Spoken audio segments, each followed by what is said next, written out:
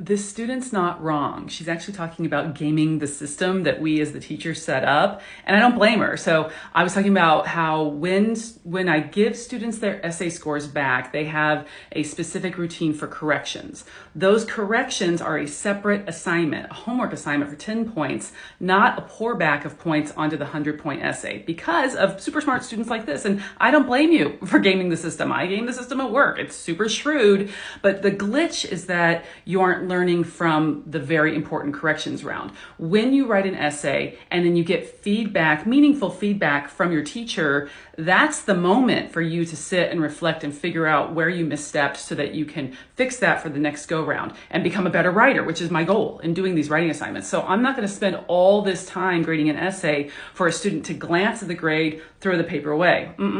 You have to do the corrections, and the corrections are a 10-point homework assignment separate from the essay grade.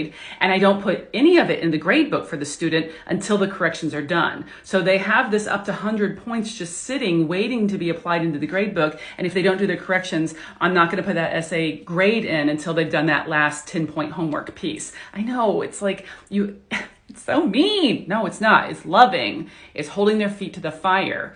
The learning happens from the corrections round. I also don't like the grade pour back because it gives a false sense of what's actually happening with the student's writing. For the student, when they look back over their grades, they're like, oh, I got a B+ on my essay. No, you didn't. You got a C. And for the parents, if the parents are looking at their students' online grades and they see that little Johnny is getting A's in all of his essays, well, that's just because he was doing the extra pour back points, but he's actually a B writer. So I want to be clear on that. And for teachers who look back at their student, maybe a sophomore is struggling, they look at the freshman grades and they're like, wow, the grades were so good on their writing.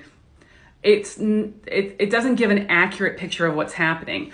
Ideally, the grade book will show growth over time, right? So like if you're a C level writer in first quarter and you keep doing your corrections and learning as you go, and then your grades get better and then you're a B and by the end of the year you're an A writer, well then my job is done. So pour back points on essays, I'm not a fan of that. Every grade stands, but there will be more opportunities to improve and remediate along the way.